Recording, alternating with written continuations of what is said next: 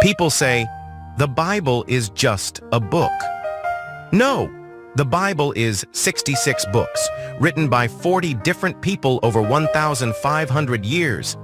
There's never been a book like it in history, ever. Does that make it the Word of God? No, but it does mean it's worth considering because there's never been a book like this. That alone gives you reason to take it seriously over all other books.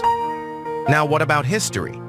For hundreds of years, archaeology has used the Old and New Testaments to find buildings, people, civilizations, and kings that didn't seem to exist, or that scholars didn't believe existed.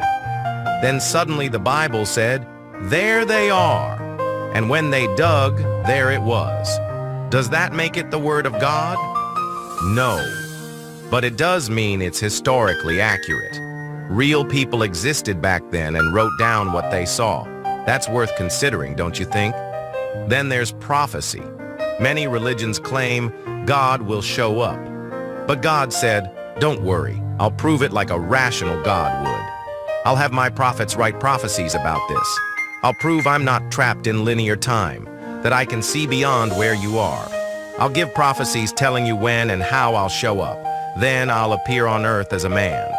God laid it all out in over 300 prophecies. Then, one day, a man named Jesus Christ showed up and said, I'm that guy. And he fulfilled all 300 prophecies at once.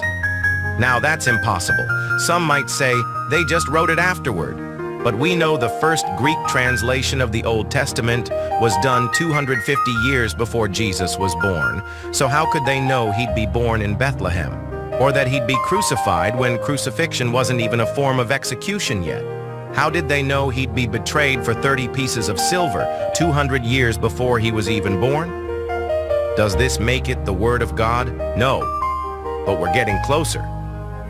Then Jesus said he would fulfill all these things, and he even did miracles to prove he wasn't just another guy making claims.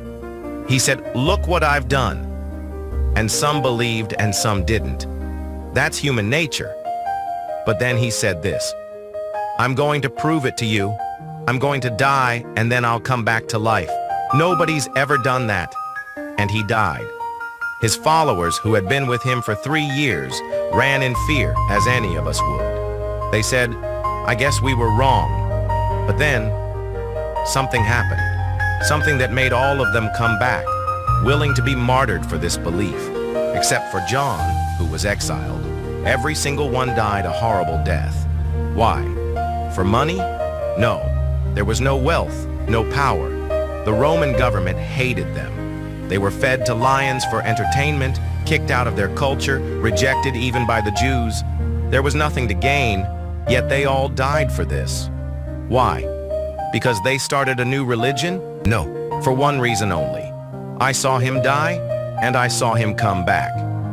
Does this make it the Word of God? In my opinion, absolutely. With over 300 prophecies fulfilled at once, there's no doubt in my mind. What do you think?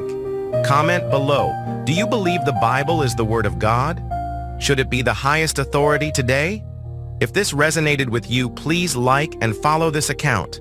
It won't cost a thing, but it'll help us reach more people in need of faith-filled inspiration. God bless.